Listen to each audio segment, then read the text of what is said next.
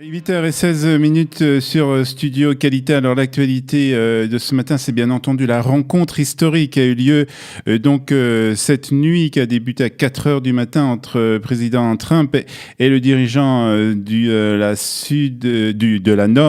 la Corée du Nord, et avec les dernières informations qui nous proviennent de Singapour, avec cette information qu'on a appris il y a quelques minutes que Donald Trump et Kim Jong-un s'apprête à signer un document. Alors, on ne sait pas exactement de quel document il s'agit, mais visiblement, les deux hommes s'apprêtent à signer un document, visiblement, sur les discussions, sur les conclusions, en tout cas, des discussions qui ont lieu cette nuit. Alors, pour parler de ce sommet qu'on peut considérer d'historique, avec nous ce matin, Michel Gerfinkel.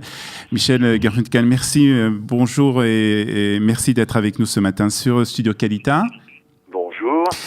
Alors avant de rentrer dans ce qui s'est passé cette nuit, puisque vraiment on peut parler de l'histoire que nous voyons se dérouler devant nos yeux, un petit historique d'abord sur les relations entre les États-Unis et la Corée du Nord. Comment on est arrivé à cette situation justement, cette situation de tension entre les deux pays? Alors, il faut remonter vraiment aux origines de la guerre froide. Mmh.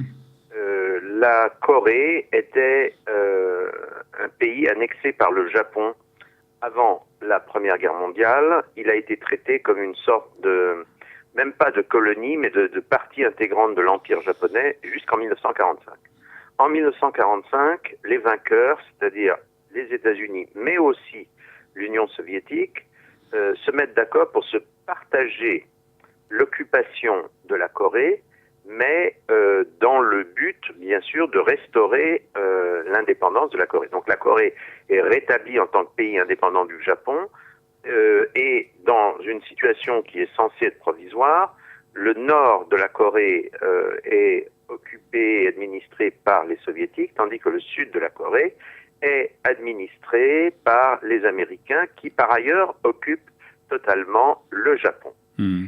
Et ce qui se passe ensuite, c'est que on a vu les mêmes choses en Europe de l'Est, et notamment en Europe centrale ou en Europe de l'Est à la même époque, et notamment en Allemagne, pays qui lui aussi a été divisé en zones soviétiques et zones occidentales.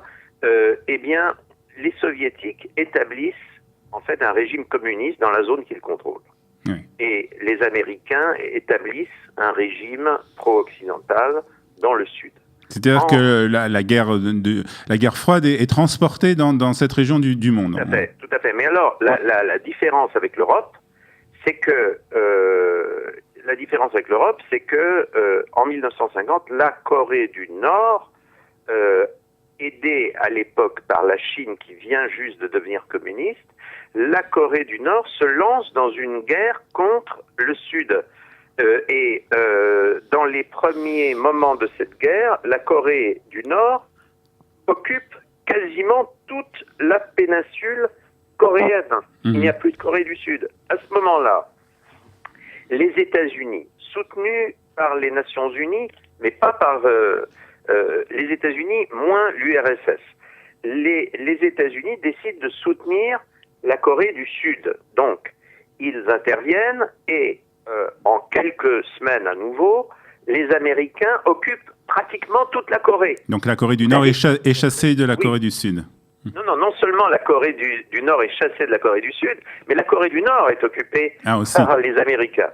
À ce moment-là, les Chinois interviennent directement, et une guerre terrible qui va durer 3 ans se déroule en Corée. Les Chinois réussissent plus ou moins à reconquérir la Corée du Nord, mais pas exactement dans les frontières qui avaient été déterminées en 1945. Il faut se représenter que c'est une guerre absolument épouvantable, notamment parce que beaucoup de maladies se déclarent. Il y a des fièvres hémorragiques qui déciment, par exemple, le contingent américain, toutes sortes de choses de ce genre. Et finalement, après la mort de Staline, on décide en 1953 de mettre fin à cette guerre. Un cessez-le-feu est établi. Une nouvelle frontière le long d'un parallèle est fixée entre la Corée du Nord et la Corée du Sud. Et on crée une zone démilitarisée entre les deux Corées. Ce que je veux dire par là, c'est que à partir de 1953, la Corée est totalement divisée en deux. Et à la différence de ce qui s'est passé dans les autres régions du monde où la guerre froide a eu lieu, guerre froide qui dans le cas de la Corée est une guerre chaude, il se passe que il n'y a pas de rapprochement ni de coexistence entre le Nord et le Sud. Parce que le régime du Nord devient un régime de plus en plus totalitaire et qui se coupe de plus en plus de l'extérieur. Et c'est un régime militarisé, c'est un régime orwellien. Est-ce que la Russie continue à cette époque-là d'avoir une influence sur la Corée du Nord ? Alors, la Corée du Nord a ceci de particulier que c'est un pays qui va finalement devenir une sorte de monarchie, puisque le premier chef communiste de Corée du Nord, le premier de la dynastie Kim, va gouverner très longtemps la Corée du Nord. C'est quelqu'un qui crée ce régime totalitaire et qui est très habile pour sans arrêt s'entendre soit avec les Russes, soit avec les Chinois. Et il réussit à maintenir, à gagner une aide et des Chinois et des Russes qui sont en rivalité. Après le premier Kim, il y a le deuxième, Kim Jong-il, donc il y a cette chose extraordinaire pour un régime qui au départ est un régime communiste. Il y a une succession dynastique qui s'opère. Sans élection. Il y a des élections, mais à la communiste. D'accord. Ça ne veut dire donc des élections qui ne signifient rien. Et donc, il y a un nouveau dictateur qui prend le pouvoir, qui est le fils du premier, qui s'appelle Kim Jong-il. Et Kim Jong-il va, en fait, accentuer le caractère totalitaire et paranoïde de la Corée du Nord et se lancer dans un programme nucléaire. Et il va passer un certain nombre d'accords avec les Occidentaux qu'il viole sans arrêt, mais ces accords lui permettent de gagner du temps et en fait finalement d'obtenir l'arme nucléaire. Donc la Corée du Nord, qui est un pays relativement petit, devient une puissance nucléaire à part entière. Donc celui qui a rencontré aujourd'hui Donald Trump, c'est... Alors, celui que Trump rencontre aujourd'hui, c'est Kim Jong-un, c'est-à-dire le fils de Kim Jong-il. Donc le petit-fils du premier dirigeant Mais il faut bien comprendre quelque chose, c'est qu'il y a une grande différence entre le Kim numéro 2 et le Kim numéro 3. Le Kim numéro 2 a réussi, certes, à mener à bien le programme nucléaire, mais pour le reste, sa gestion de la Corée du Nord s'est traduite par un effondrement économique sans précédent et en fait par l'effondrement du système communiste en tant que système prétendant être égalitaire. On s'est retrouvé sous Kim Jong-il avec une situation de famine, avec une situation de société de caste où les gens les plus proches du pouvoir pouvaient à peu près manger et les gens les plus éloignés du pouvoir étaient vraiment mouraient de faim. On pense qu'il y a à peu près 1 million, 1,5 million de personnes qui sont morts au milieu des années 90. Kim Jong-un, qui a pris le pouvoir il y a 5-6 ans, après la mort de Kim Jong-il, de son père, et qui a pris le pouvoir,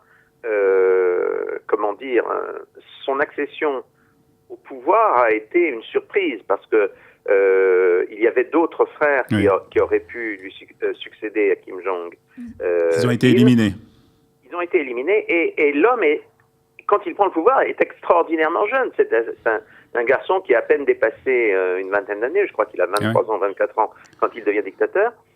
Et il commence par faire une purge. Ça, c'est très communiste, on va dire. Il commence par purge, c'est-à-dire, limoger ou quelquefois faire exécuter les gens qui étaient au pouvoir auprès de son père. Et ensuite, et ça, c'est la chose qui n'a pas beaucoup été vue par beaucoup d'observateurs, en fait, il commence à engager une réforme profonde de la Corée du Nord. C'est-à-dire qu'en gros, il comprend, et cela prouve que ce n'est pas un imbécile, il comprend très bien que la Corée du Nord, en dépit de ses armes nucléaires, est un pays qui a connu une régression économique et sociale terrible, notamment face à la Corée du Sud, qui est devenue, avec le temps, un pays extrêmement développé, faisant partie des 15 nations les plus développées de la Terre. Et donc, il comprend qu'on ne peut pas continuer dans cette direction. Et il commence à non pas faire des petites réformes, des libéralisations, mais il commence un peu à la chinoise par donner à la classe dirigeante un mode de vie qui se rapproche de celui de la Corée du Sud et qui en fait se rapproche de celui de l'Occident. Un monde occidental, oui. Alors bon, ça c'est le contexte. Maintenant, politiquement, qu'est-ce qui se passe aujourd'hui entre Trump et Kim ? Alors, comment on est arrivé en fait à ce rapprochement entre les deux hommes ? Alors, ce qui se passe, c'est que, premièrement, encore une fois, je le répète, à la différence de ce qui s'était passé par exemple entre les deux Allemagnes à l'époque de la guerre froide en Europe, la Corée du Nord et la Corée du Sud vraiment étaient en situation de conflit ouvert, et la Corée du Nord se déclarait toujours en guerre avec les États-Unis, par exemple. Depuis la guerre de Corée du début des années 50. C'est une guerre de 70 ans, n'est-ce pas ? C'est quelque chose d'extraordinaire. Mais Kim Jong-il, Kim Jong-un, le dictateur actuel, il a compris quelque chose, alors cette fois-ci sur le plan géopolitique, c'est que le seul pays qui lui apporte une certaine aide et qui lui permet d'avoir la tête hors de l'eau, le seul pays important, c'est la Chine. Et il comprend que, en fait, si la Chine le protège à ce point-là, la Chine acquiert un pouvoir sur lui. Donc la Chine acquiert le pouvoir soit de le manipuler pour ses propres intérêts, soit éventuellement même de se débarrasser de lui. Donc, Kim veut diversifier, en quelque sorte, sa situation internationale. C'est pour ça qu'on voit le rapprochement entre Kim et Donald Trump et donc les États-Unis. Voilà. Alors, qu'est-ce que lui gagne ? Il gagne qu'il échappe, disons, au fait de dépendre presque uniquement des Chinois. Mais qu'est-ce que Trump gagne ? Eh bien, Trump, lui, il prive la Chine d'un domino extrêmement important au Moyen-Orient, en Extrême-Orient. Ce qu'il faut comprendre, c'est que le but de la Chine depuis au moins une vingtaine d'années, c'est progressivement de faire que les Américains s'en aillent de l'Extrême-Orient et que la Chine devienne la seule puissance dominante de l'Extrême-Orient.